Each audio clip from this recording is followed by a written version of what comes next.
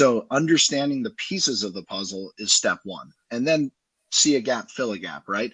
That's been always been my mantra. So you have to step in and fill those roles and make sure that you have adequate personnel. So Branton, what's the number one secret to scaling a multifamily investing operation?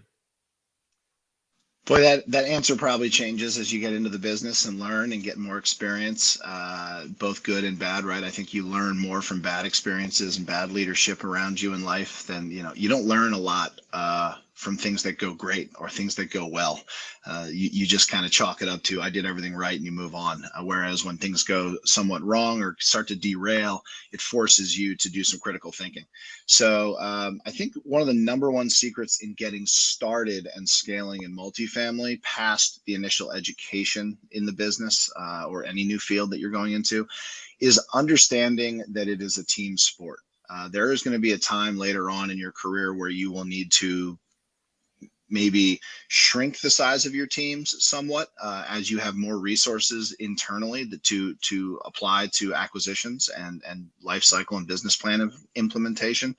But getting started definitely means teaming up with others, because there's a lot of pieces to the puzzle required to source, successfully conduct due diligence, gain the debt service needed, the equity raise, and ultimately close on the property, and then effectively implement your business plan over the preceding, over the next 3, 5, 7 years to execute on the underwriting projections that you are offering your equity partners. So that is a team sport. And not everybody's going to just start off with this big, giant, vertically integrated company. You have to leverage the skills of others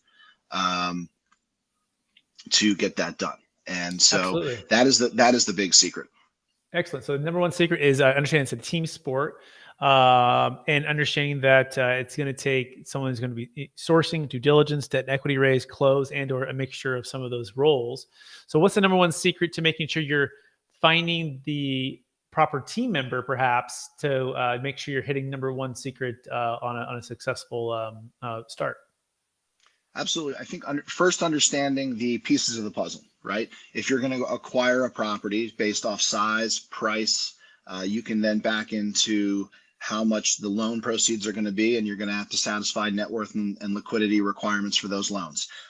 You're going to have if it's a value add or construction capex type, who's going to project manage, who has those expertise, who has that background, who can raise the necessary equity capital into the deal to satisfy that piece of the puzzle. And then who's going to asset manage, conduct financial modeling, investor updates, quarterly, monthly, all of those things.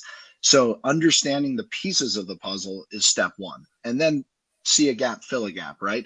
That's always been my mantra. So you have to step in and fill those roles and make sure that you have adequate personnel. This is not something where you really want to have an entire team of people that are at the same knowledge level as you.